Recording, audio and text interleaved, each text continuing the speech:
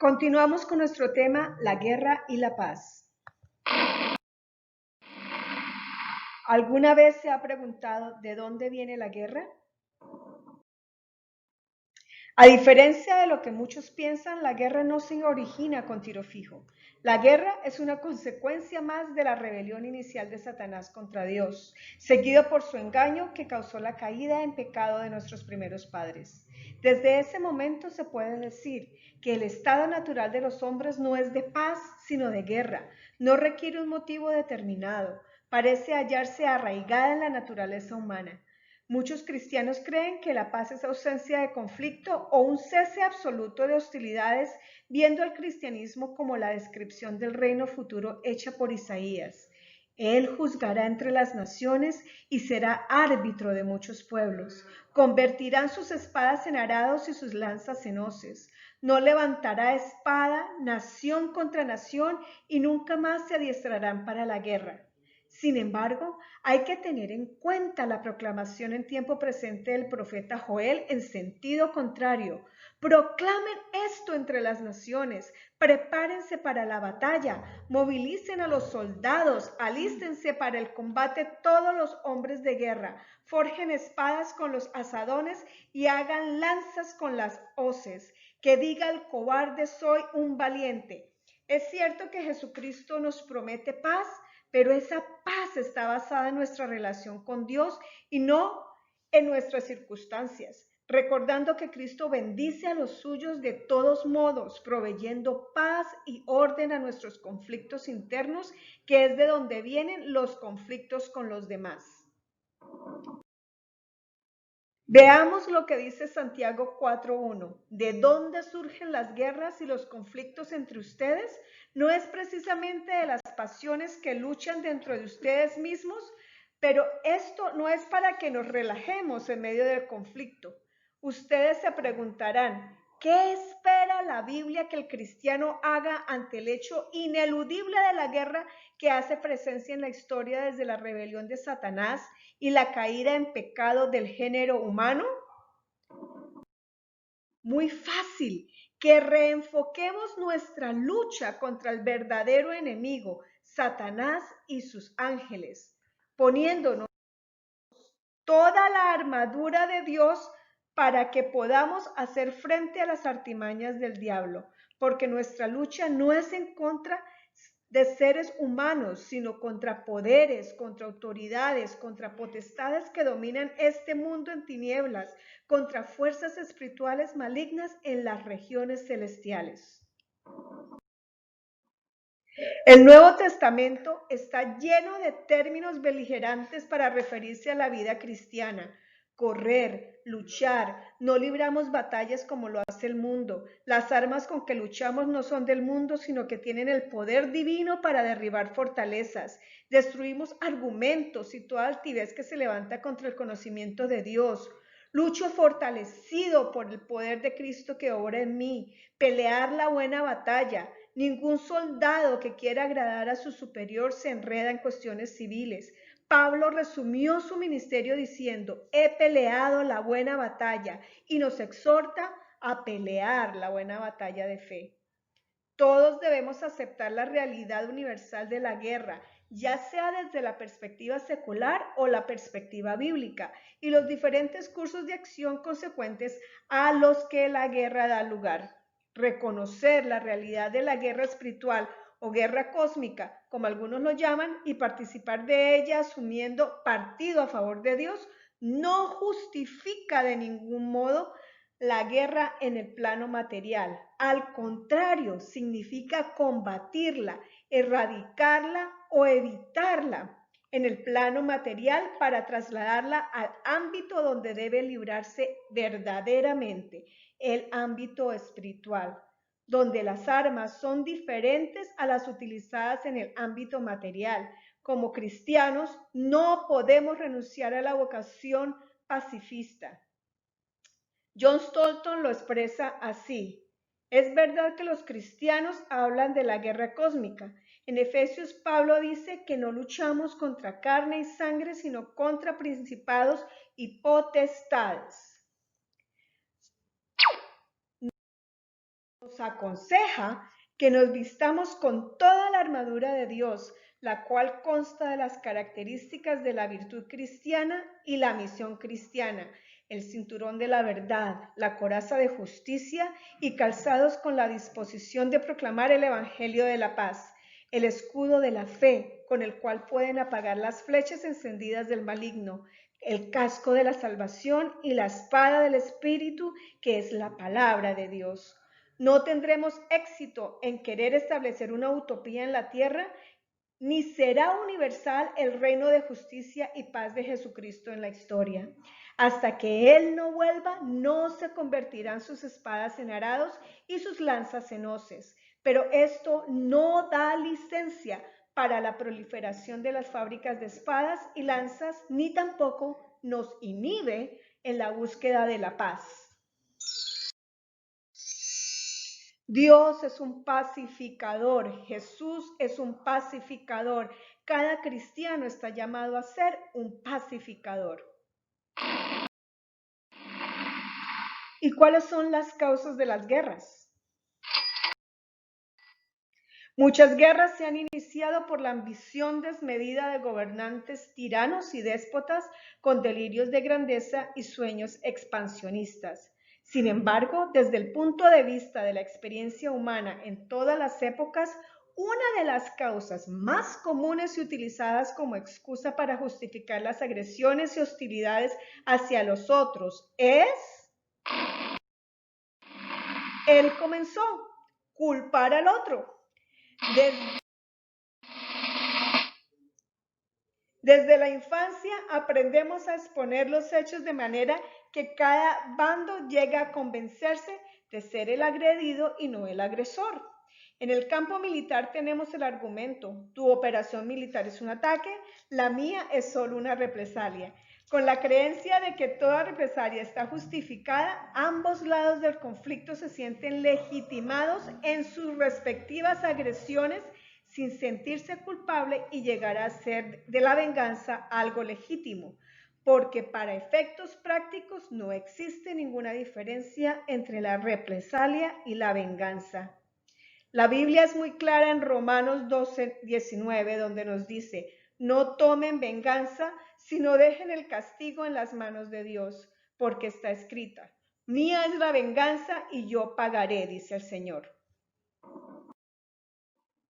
Existen muchos conflictos que podrían haberse resuelto o evitado al romper el ciclo de agresiones cediendo el derecho a la represalia, pero existen coyunturas complejas y con tanta historia que hacen difícil, desgastante e inoficioso establecer quién fue el que primero atacó. Pues en la psicología de los pueblos hay situaciones que se perciben como agresiones y afrentas tan graves a la dignidad y soberanía nacional que ameritan para ellos una respuesta militar como represalia, pasando por encima de las restricciones establecidas en la ley del talión, que no pretendía en ningún modo legitimar la venganza ni autorizar al agredido a tomar la ley en sus manos, sino establecer justicia estricta en los tribunales ordenados para este fin y no propiamente justificar las represalias en los conflictos entre pueblos o naciones. Las represalias sucesivas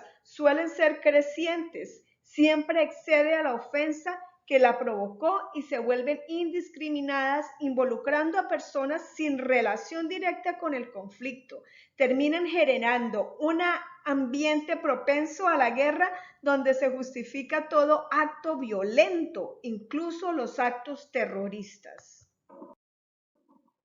John Stott dice: una de las cosas que parecen necesarias para que el terrorismo eche raíces en la imaginación es creer que el mundo ya es violento y que de alguna forma ya está en guerra.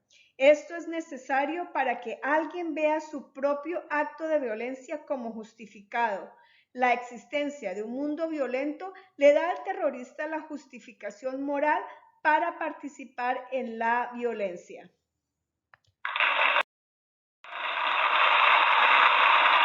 La sociología confirma este hecho con la teoría de las ventanas rotas, a la que hace referencia Charles Colson. De este modo, Los sociólogos descubren que si una ventana rota en un edificio no se reparaba, pronto todas las ventanas quedarían destrozadas, porque una sola ventana rota pronto atrae a la gente que rompe más ventanas. Hay una gran relación entre controlar delitos menores y refrenar delitos mayores. Esta es una teoría que se aplica estrictamente al ámbito de la sociedad civil y no a ejércitos en combate, pero puede aplicarse a situaciones de violencia armada, ya sea por parte de la delincuencia común o del crimen organizado en grupos o ejércitos armados, cuya proliferación impune y descontrolada fomenta una atmósfera donde todos pueden sentirse justificados para empuñar y usar un arma. Podría decirse también que hay una gran relación entre controlar delitos mayores y evitar guerras abiertas y declaradas. Por eso, en el origen de las agresiones deberíamos poner a prueba la recomendación bíblica. La respuesta amable calma el enojo, pero la agresiva echa leña al fuego. Seguimos con el tema la tragedia de la guerra. El reconocimiento de la guerra como una realidad en mayor o menor grado inevitable en la historia humana no debemos llevarnos a glorificarla de ningún modo, por más que las causas sean justas y haya actos heroicos. Por lo tanto, estos actos deben verse como algo apartado y de carácter excepcional, y no logran borrar el hecho de que esta es siempre una tragedia. La periodista Marta Ruiz dijo en uno de sus artículos: la guerra no está hecha de grandes hazañas, sino de pequeñas tragedias. Es decir, la guerra se alimenta de las pequeñas tragedias personales de las familias de los soldados caídos en combate y de la población civil afectada por el fuego cruzado y los excesos cometidos por cada uno de los bandos contra ella. La guerra no parece nunca heroica desde esta perspectiva, sino más bien desgraciada. Entonces, ¿es la guerra una realidad que puede ser glorificada por el cristiano, teniendo en cuenta los eventuales actos de sacrificado heroísmo a los que puede dar lugar?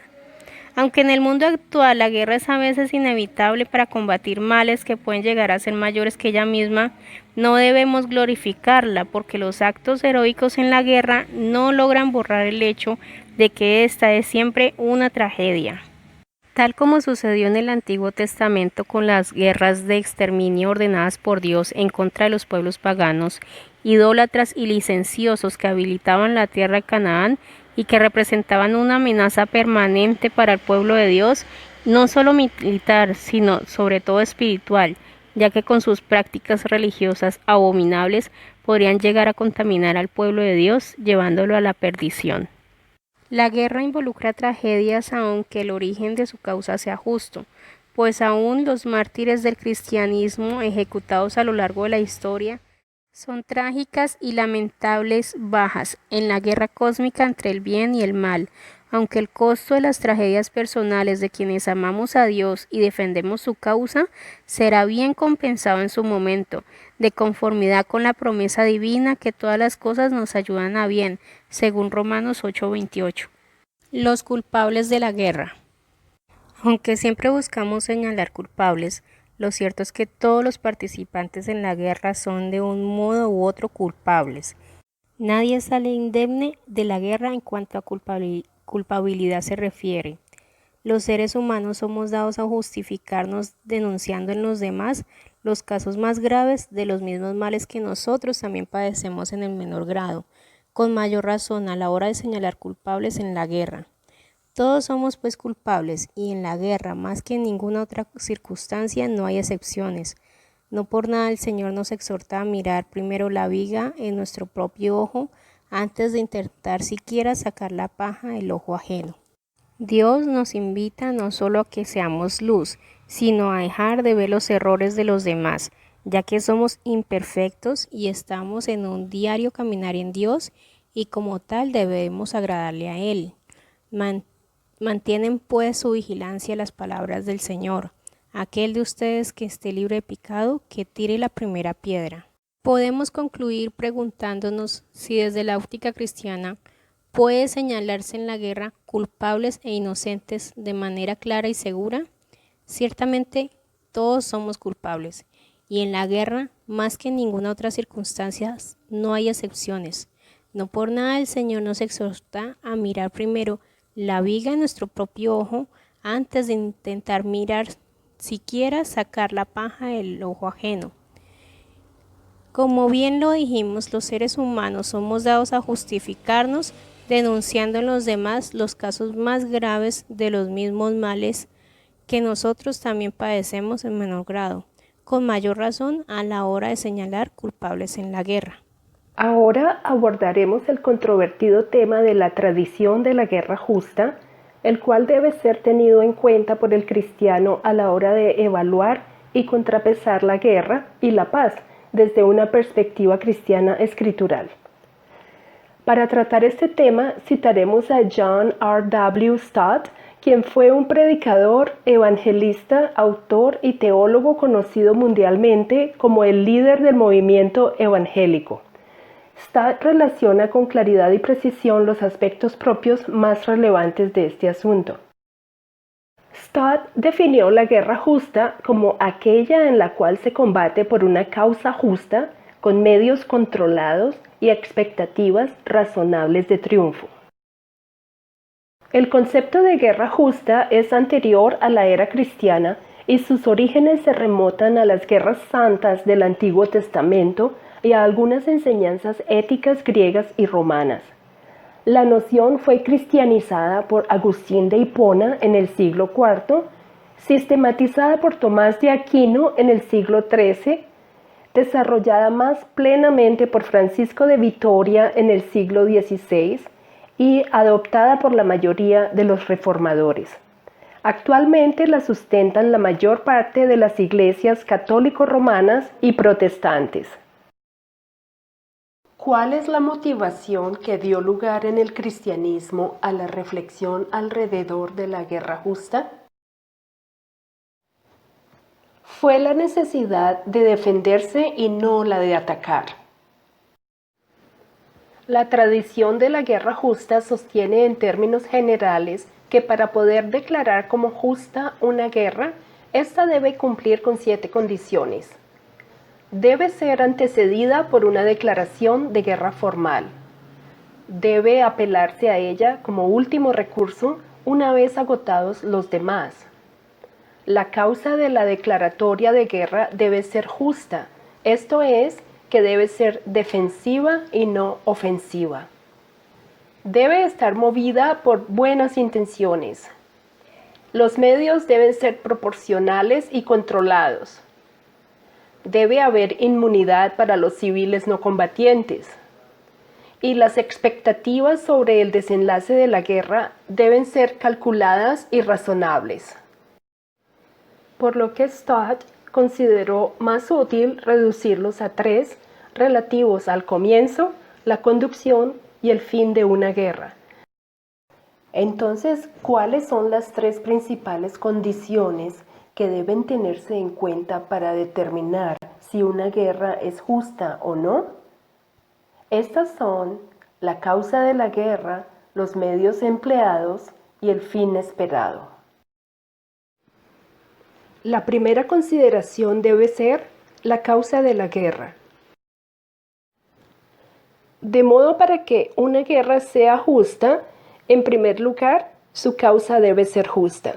Debe ser una defensa y no una agresión. Los objetivos deben ser lograr la justicia o remediar la injusticia, la protección de los inocentes o la defensa de los derechos humanos.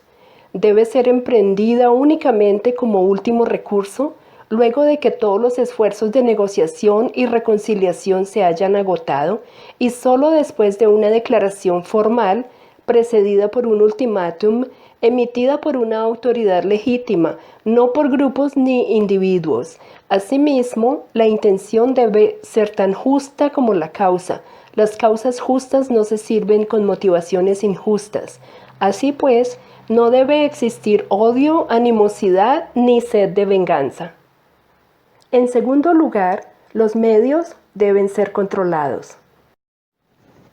No debe existir violencia desenfrenada o innecesaria. Para describir el uso legítimo de violencia en la guerra justa, se emplean dos palabras claves. Una es proporcionado y la otra discriminado o controlado. Proporcionado significa que la guerra se considera el menor de los males, que la violencia causada es menor en proporción a la que intenta remediar y que los beneficios últimos superarán las pérdidas. Esta es una de las consideraciones que se esgrimen a favor de las bombas atómicas en Hiroshima y Nagasaki, aunque la guerra nuclear la trataremos más adelante. Discriminado implica que la guerra está dirigida contra combatientes y objetivos militares enemigos y que los civiles deben permanecer inmunes hasta donde sea materialmente posible. Debemos admitir que es imposible garantizar la absoluta inmunidad de los no combatientes. No obstante, en una guerra justa, la diferenciación debe ser preservada y la matanza intencional de civiles desterrada. En tercer lugar, el desenlace debe ser predecible. Como lo dice el Señor Jesucristo en Lucas 14, del 31 al 32. O supongamos que un rey está a punto de ir a la guerra contra otro rey. ¿Acaso no se sienta primero a calcular si con 10,000 hombres puede enfrentarse al que viene contra él con 20,000? Si no puede, enviará una delegación mientras el otro está todavía lejos para pedir condiciones de paz. Es decir, así como el rey de la parábola de Jesús calcula los gastos antes de ir a la guerra, debe existir una estimación y comprobación de la alta probabilidad de alcanzar la victoria y por lo tanto de lograr la causa justa por la cual se originó la guerra. Descontando algunos casos de excepción, podemos decir las palabras de Stott. Es necio ir a la guerra cuando no hay esperanzas razonables de obtener la victoria y existe el peligro de sacrificar la vida de miles sin lograr la causa por la cual murieron. En conclusión, tal como lo definimos anteriormente, una guerra es justa cuando se pelea por una causa justa, con medios controlados y con una esperanza razonable de éxito. No podemos apelar a las guerras santas de conquista, desalojo y exterminio emprendidas en el Antiguo Testamento por el pueblo de Israel, por orden expresa de Dios en contra de los diversos pueblos establecidos en la tierra prometida, para justificar hoy la tradición de la guerra justa. ¿Por qué las guerras santas emprendidas en el Antiguo Testamento por Israel, en obediencia a Dios, no pueden utilizarse para justificar la tradición de la guerra justa? Respondemos, porque en primer lugar, están por completo restringidas a la época de la conquista de la tierra prometida. Y en segundo lugar, porque el compromiso de Dios es con la justicia antes que con su pueblo. Romanos 13, del 1 al 7, nos da un fundamento más sólido sobre la enseñanza de Pablo sobre el Estado. En esta escritura, Dios nos da instrucciones sobre el respeto a las autoridades que Él ha establecido.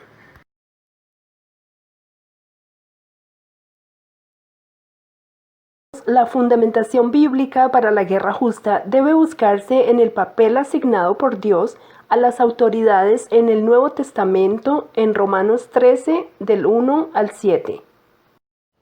Este papel contrasta con las instrucciones previas dadas a los creyentes en el contexto de la Iglesia en Romanos 12, del 9 al 21. Aunque Romanos 13, del 1 al 7, nos da un fundamento más sólido sobre la enseñanza de Pablo sobre el Estado, esta se halla inserta en un pasaje sobre el amor al prójimo, pues está precedido por mandatos a amar y servir a nuestros enemigos en el capítulo 12, versículos del 14 al 21, y seguido por afirmaciones en cuanto a que el amor nunca hace mal al prójimo, en el capítulo 13, versículos del 8 al 10.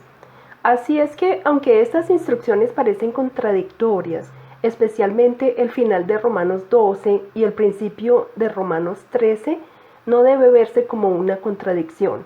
Es mejor verlos como un complemento entre ellos. ¿Cómo pues resolveremos la aparente discrepancia entre Romanos 12 del 17 al 21 con su llamado a servir en amor a nuestros enemigos y Romanos 13 del 1 al 7 con su llamado a castigar a los malhechores? Veamos que el contraste entre perdón y castigo no solo existe entre estos dos párrafos, sino que además está contenido dentro de Romanos 12 del 9 al 21. Según nos lo hace entender Stott, veamos el contraste entre perdón y castigo contenido dentro de Romanos 12 del 9 al 21. Pues a la prohibición no paguéis a nadie mal por mal, sigue la afirmación yo pagaré, dice el Señor. Y a la prohibición no os venguéis vosotros mismos, sigue la afirmación, sino dejad lugar a la ira de Dios, porque escrito está, mía es la venganza. De modo que la ira, la venganza y la retribución no nos están prohibidas por ser en sí mismas reacciones equivocadas al mal, sino porque son prerrogativa de Dios y no nuestra. Así que Jesús mismo, cuando lo maldecían, no solo no respondía con maldición, sino que en vez de eso encomendaba la causa al que juzga justamente, como lo dice Primera de Pedro, capítulo 2, versículo 23. Entonces es mejor ver el final de Romanos 12 y el principio de Romanos 13 como complementarios. En los pasajes anteriores, los miembros de la nueva comunidad pueden ser tanto individuos en particular, como en Romanos 12, como los oficiales del Estado, como Romanos 13. La venganza y la ira pertenecen a Dios, pero el Estado es una manera mediante la cual Él ejecuta su juicio, hoy en día, sobre los hacedores de maldad. Según Stott, en Romanos 12, 19, dejar el castigo en las manos de Dios significa, tal como está en Romanos 13, 4, permitirle al gobierno impartir justicia y castigar al malhechor. El rol del gobierno al castigar debe limitarse y controlarse estrictamente. En primer lugar, las personas que el Estado castiga deben limitarse a los malhechores o infractores de la ley. En segundo lugar, la fuerza empleada para arrestarlos debe limitarse al mínimo indispensable para llevarlos ante la justicia.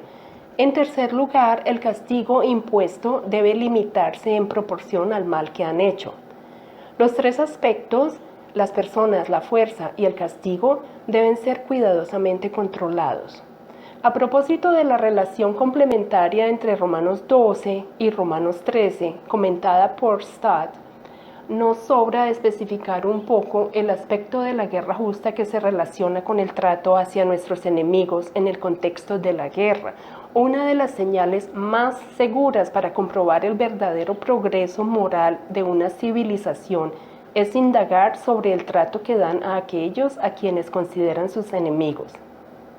La ética cristiana nos ordena a dar un trato digno a nuestros enemigos, siendo esta una de las características que debe distinguir y diferenciar al cristiano del que no lo es. Hasta aquí lo que tiene que ver con la guerra justa en condiciones de guerra convencional. Pasamos a la guerra nuclear y veremos por qué en esta guerra no se cumplen algunas condiciones de la guerra justa.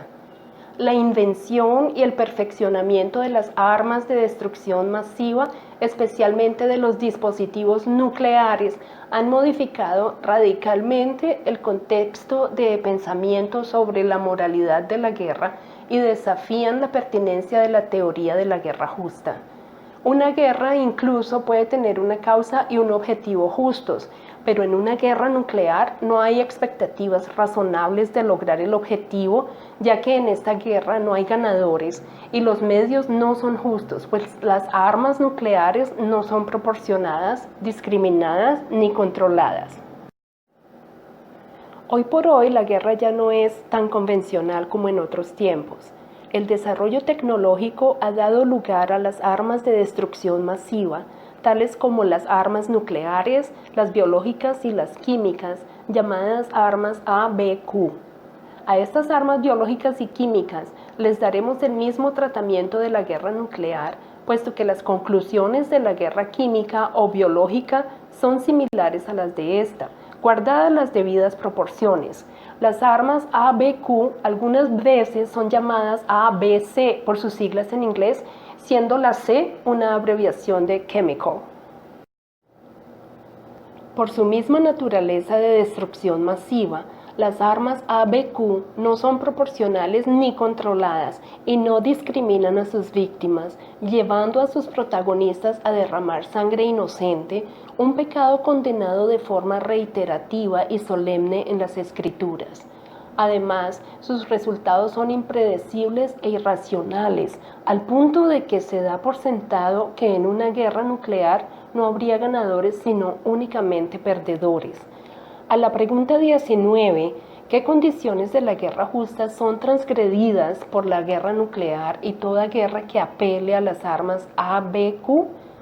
Respondemos, la guerra nuclear y toda guerra que apele a estas armas transgreden la segunda y la tercera condición de la guerra justa, es decir, los medios proporcionales y controlados y resultados calculados, predecibles y razonables, respectivamente, porque en el caso de la guerra nuclear se violan ambas condiciones. Debemos concluir que el empleo de armas nucleares no puede justificarse. Dichas armas no pueden usarse sin causar daños a los no combatientes y nunca podrían ser proporcionales a la causa justa y al objetivo de una guerra justa. Algunos cristianos son pacifistas absolutos que condenan y se oponen a la guerra en toda circunstancia. Por otro lado, la tradición de la guerra justa puede justificar hasta cierto punto la beligerancia militar y armada por parte del cristiano. La teoría de la guerra justa excluye la posibilidad del uso de armamento nuclear. Los males causados por este método de hacer la guerra superan cualquier mal concebible que la guerra intente evitar. Además, afectan a personas que no tienen ninguna relación con el conflicto. La causa de la justicia jamás puede ser defendida mediante una guerra nuclear. Todo cristiano, ante la posibilidad de la guerra nuclear, biológica o química, debe promover el pacifismo y levantar su voz de protesta. Todo cristiano debe ser abanderado del desarme multilateral e incluso unilateral de las naciones que disponen de armas de destrucción masiva, en especial si son nucleares. La paz y el Evangelio. Empecemos por definir qué es la paz. La paz es situación o estado en que no hay guerras ni luchas entre dos o más partes enfrentadas, o sea, un tiempo de paz. O es un acuerdo para poner fin a una guerra, como el acuerdo de paz. En pocas palabras, lo que dice es que paz es cuando hay estabilidad y tranquilidad, sin violencia y sin guerra. Pero María Cristina Guarino nos dice que la paz no es el silencio que queda al terminar la guerra, sino la fraternidad que nos impide iniciarla. También esto nos recuerda lo que dice Charles Colson, que el pueblo judío ya había captado la idea en el concepto Shalom, que se refiere a la paz en un sentido positivo, el resultado de una comunidad correctamente ordenada. O sea, lo que ellos dos están diciendo es que debe haber una fraternidad entre una comunidad para que todo esté ordenado y así puedan convivir correctamente. Pero esto no solamente depende de la comunidad sola, sino debe estar encargado de sus mandatarios para que tenga un orden jurídico que sea capaz de velar por el respeto de este orden y sus leyes. Como lo dice la palabra de Dios en Zacarías 8:16. Entonces, en la Biblia se utiliza la palabra Shalom para hacer referencia a la paz verdadera. Es un saludo que usa el pueblo judío en el que está refiriéndose a que Dios es un Señor de paz. Y se define como una fraternidad que solo es posible en una comunidad fundamentada en justicia. Porque cuando prima la impunidad, la corrupción, la injusticia y el desorden administrativo en las ramas del gobierno y se hacen de la vista gorda ante las injusticias, es uno de los mayores incentivos para el delito. Así dice Eclesiastés 8:11, cuando no se ejecuta rápidamente la sentencia de un delito, el corazón del pueblo se llena de razones para hacer lo malo. Se debe corregir todas las personas que cometen faltas o delitos para que otros no los tomen de mal ejemplo, copiando sus malas conductas. Por eso la palabra de Dios dice, por ejemplo, atrapen a esas zorras pequeñas que arruinan nuestros viñedos.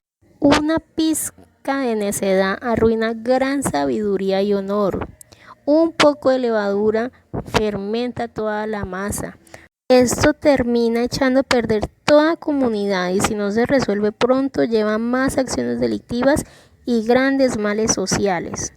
El pastor Darío Silva dice, ya es hora de preguntarnos menos porque hay guerrillas y más porque hay injusticia social. Esto es la desigualdad, la opresión a los débiles y que los fuertes se aprovechan injustamente y hacen que aquellos más tarde o temprano se vuelvan contra ellos mismos. Por ejemplo, cuando el gobierno no cumple las garantías a los gremios de diferentes áreas de trabajo, por lo menos en salud, cuando no cumple las garantías, pues hay paro en los hospitales, en las clínicas, o cuando al campesino no se le cumplen con sus peticiones. Entonces esto que hace que el pueblo se levante, arme paros, protestas, y todo esto trae violencia y la violencia pues genera guerra, desigualdad. Entonces por eso es bueno lo que nos dice el profeta Isaías, que dice, el producto de la justicia será la paz, tranquilidad y seguridad perpetuas serán su fruto. Por eso debemos practicar el Evangelio de nuestro Señor Jesús, que consiste en que Dios nos anuncia que si nos arrepentimos de nuestros pecados y creemos y confiamos en Cristo y su obra consumada en la cruz, seremos justificados y obtendremos como resultado la anhelada paz. Así nos anuncia Cristo con estas palabras: la paz les dejo, mi paz les doy. Yo no se las doy a ustedes como la de este mundo, en Juan 14:27. Y genera dos aspectos puntuales. Primero, la paz con Dios, por la cual nuestra deuda queda terminada, queda cancelada por los méritos de Cristo, abriendo el camino para una relación personal con Él en los mejores términos.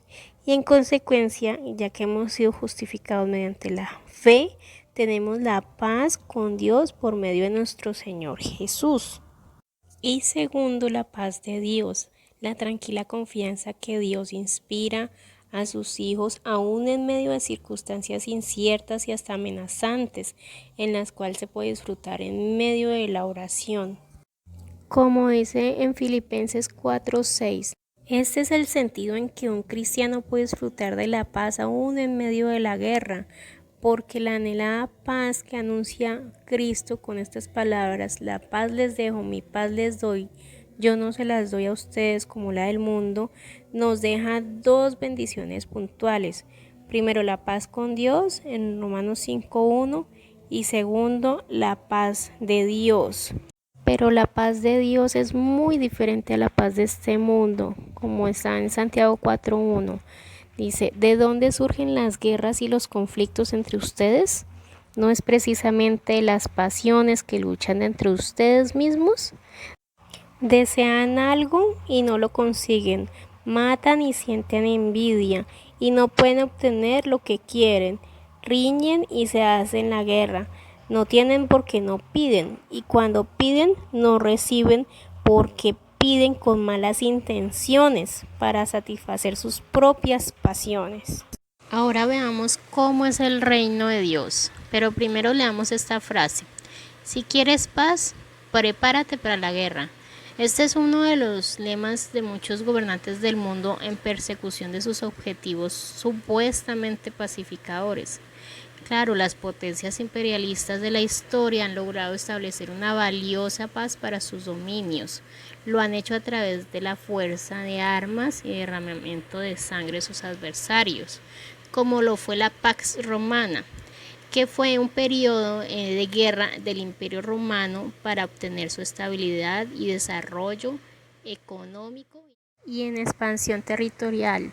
Por eso Jesús dice que mi reino no es de este mundo, porque Él brinda una paz diferente, porque Dios no comparte los métodos de este mundo, porque a los que hierro matan, a hierro mueren.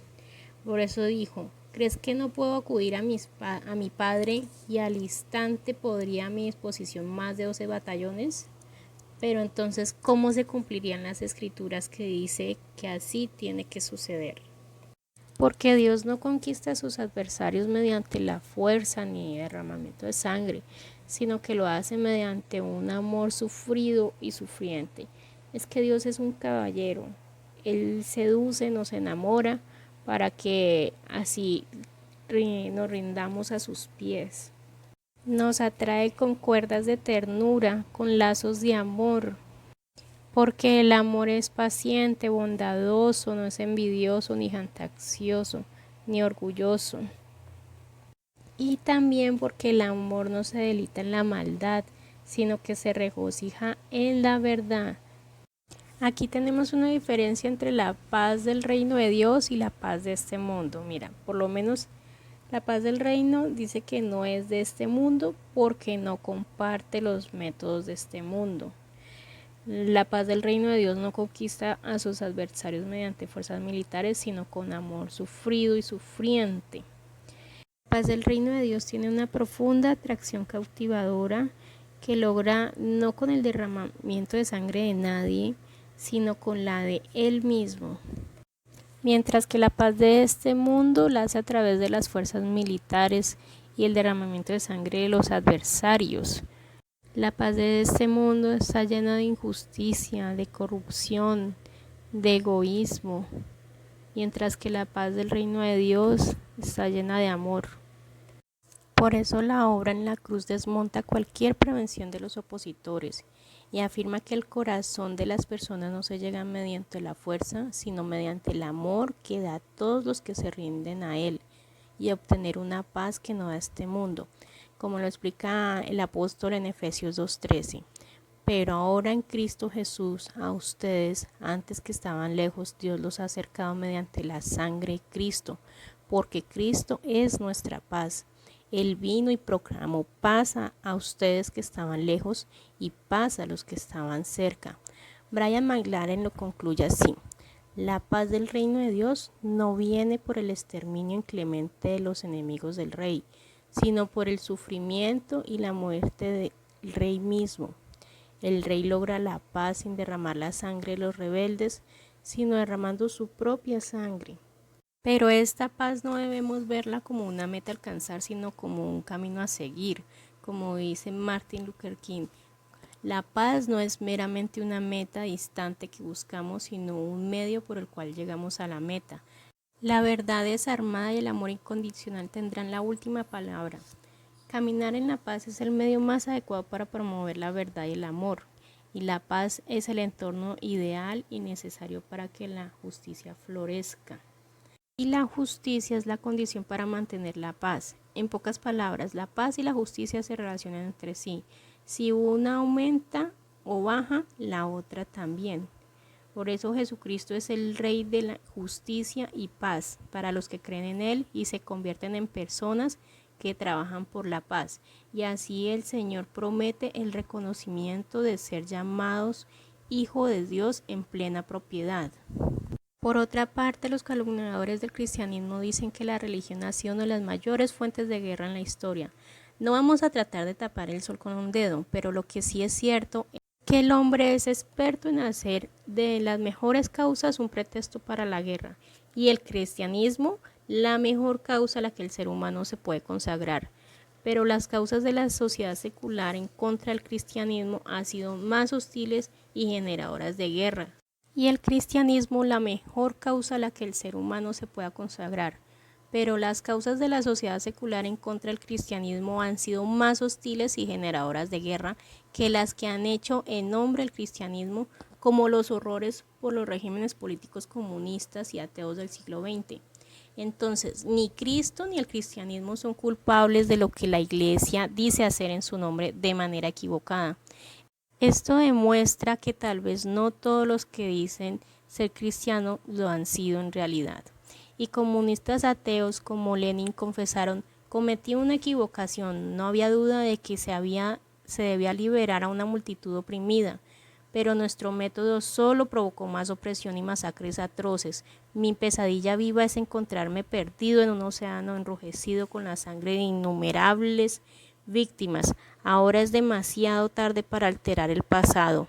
Pero lo que se necesitaba para salvar a Rusia eran 10 Francisco de Asís. También hay marxistas como Herbert Marcuse, que también dice: donde la religión conserva aspiraciones a favor de la paz y la felicidad, sus ilusiones tienen un valor verdadero mayor que la ciencia, que trabaja por eliminar. Y actualmente la ciencia y la filosofía trabajan por la eliminación de la religión, pero con el cristianismo a la cabeza se establece la paz y la felicidad que la ciencia nunca podrá alcanzar, porque no tiene el poder de convicción que el cristianismo sí. Por eso hay que resaltar el potencial del cristianismo auténtico, bíblico, para retomar la senda de la paz. Y en esto cada cristiano tiene que trabajar. Mil gracias. Bendiciones.